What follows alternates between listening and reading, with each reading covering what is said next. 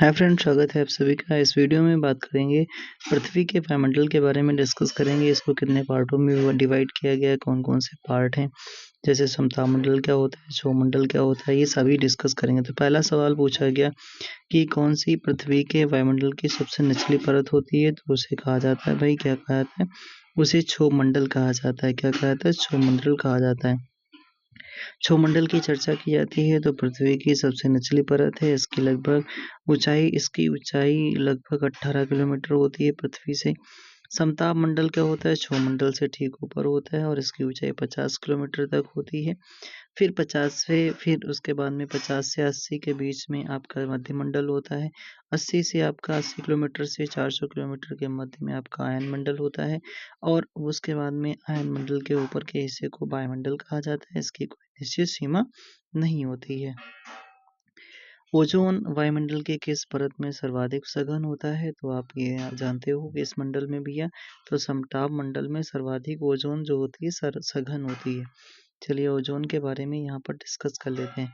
Ozone के बारे में कहा जाता है कि समताप मंडल के निचले भाग में 15 से 35 किलोमीटर के मध्य ओजोन गैस का सर्वाधिक सांद्रण होता है।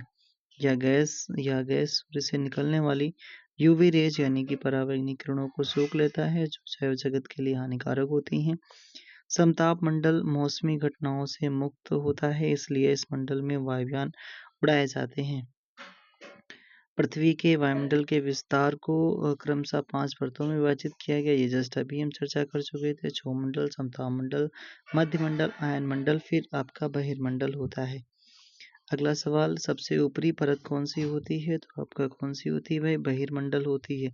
400 किलोमीटर से ऊपर का जो हिस्सा होता है उसे बहिर्मंडल कहा जाता है। वायुमंडल की समताप मंडल परत में ओजोन है किसके लिए उत्तरदायी है? तो आपका इसमें क्या होता है? यूवी रेज, पृथ्वी की सतह पर पहुंचने वाले यूवी किरणों में वृद्धि। ओजोन समताप मंडल परत में ओजोन निम्नलिखित में से किसके लिए उत्तरदायी? पृथ्वी के वायुमंडल का ठंडा होना, क्षोमंडल में अवरक्त किरणों में वृद्धि, ग्रीन हाउस प्रभाव में वृद्धि। तो इसका आंसर भैया क्या होगा? इसका आंसर ए वाला सही है। क्या सही है? पृथ्वी की सतह पर पहुंचने वाले यूवी विकिरणों में वृद्धि होगी जब ओजोन से हो जाएगी तब। अगला सवाल है कि कौन सी नदी नेपाल से होकर भारत में बहती है? ये यहाँ पर मतलब बीच में कैसे क्वेश्चन आ गया, तो ये आपकी करनाली नदी है। करनाली नदी है। अगला सवाल कि निम्नलिखित में से किस स्थान पर क्षोभ मंडल की मोटाई सर्वाधिक होती है? किस स्थान पर? या पर्वतों पर होती है, या उत्तरी ध्रुव पर, या दक्षिणी ध्रुव पर, या भूमध्य रेखा पर? भूमध्य रेखा पर भी यह क्षोभ मंडल की मोटाई सर्वाधिक होती है। तो अगर बात करते हैं भूमध्य रेखा पर क्षोभ मंडल की मोटाई सर्वाधिक होती है। क्षोभ मंडल को ट्रोपोस्फियर भी कहते हैं इंग्लिश में। पृथ्वी के वायुमंडल का सबसे निचला हिस्सा होता है।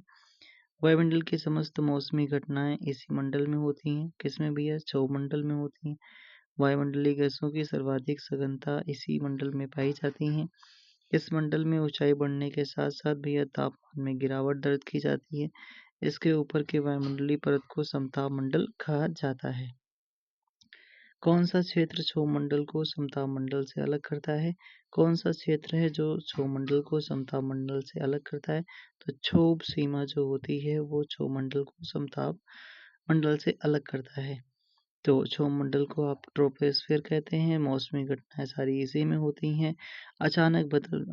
यह वातावरण का वह क्षेत्र है जहाँ पर्यावरण ह्रास दर अचानक बदल जाता है। क्षोभ मंडल शीर्ष पर हवा की एक परत से बंधा होता है। आमतौर पर पृथ्वी के वायुमंडल में तापमान ऊंचाई के साथ गिरता है। अच्छा, हवा का तापमान प्रति 1000 मीटर ऊपर जाने पर 6.5 डिग्री सेल्सियस कम होता है। इसके मानक औसत चूक दर कहा जाता है। अच्छा, फनी एक प्रकार का था। क्या था भैया? फनी एक प्रकार का उष्ण कटिबंधीय चक्रवात था। ठीक है, फनी क्या था? एक उष्ण कटिबंधीय चक्रवात था।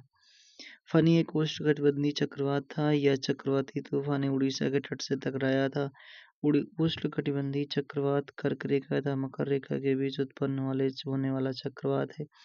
ये साधारणतः अप्रैल से नवंबर के बीच में आते हैं। इन चक्रवातों का मुख्य तटीय भागों में पाया जाता है। फानी नाम बांग्लादेश द्वारा दिया गया था। अगले सवाल पे चलते हैं। उत्तर पूर्वी प्रशांत एवं उत्तरी अटलांटिक में उत्पन्न होने वाले उष्णकटिबंधीय चक्रवात को क्या नाम दिया गया है? तो ये उस टाइम का देखो करंट था, हरिकेन नाम दिया गया था, ठीक है। मतलब 2021 वगैरह में जो भी करंट में चर्चा में रहा था। चलिए आगे टॉपिक बात करते हैं।